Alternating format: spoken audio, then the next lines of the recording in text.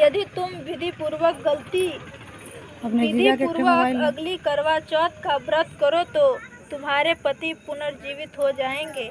कन्या ने ऐसा करने का वचन दिया तो उसका पति स्वस्थ हो गया। इस पर उस कन्या ने वर्ष भर प्रत्येक चतुर्थी का व्रत किया और अंत अखंड सुहाग प्राप्त किया। श्री कृष्ण ने कहा, हे द्रौपदी, यदि तुम इस व्रत को करोगी तो तुम्हारे सभी संकट टल जाएंगे। इस प्रकार द्रौपदी ने यह व्रत किया और पांडव सभी क्षेत्रों में विजयी हुए।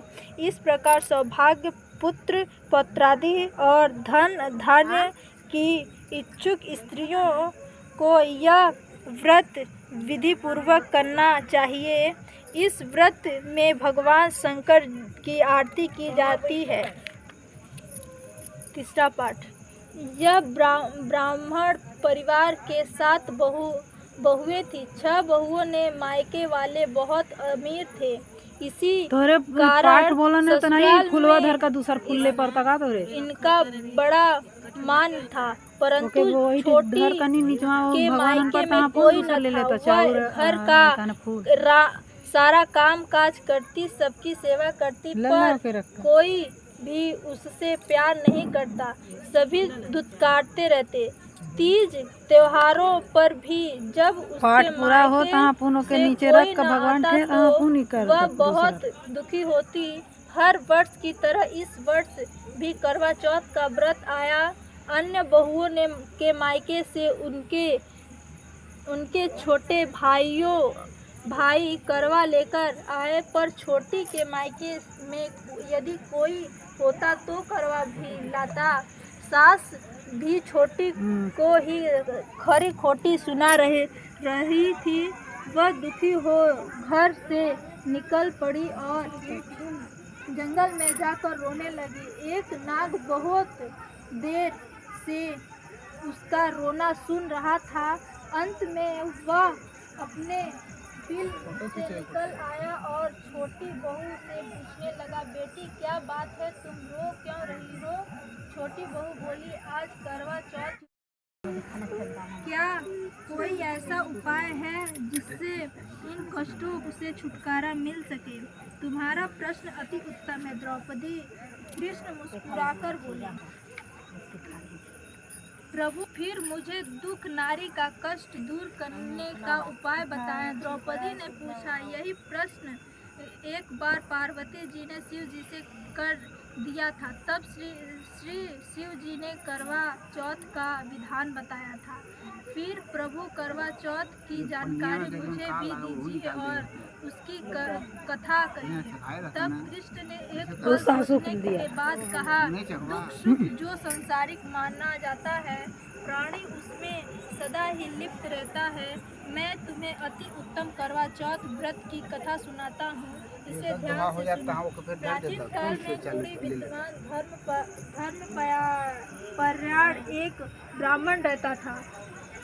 उसके 4 पुत्र तथा एक गुणवती सुशील पुत्री थी। पुत्री ने विवाहित होकर चतुर्थी का व्रत किया, किंतु चंद्रोत्तर से पूर्व ही उसे क्षुधा ने बाध्य कर दिया।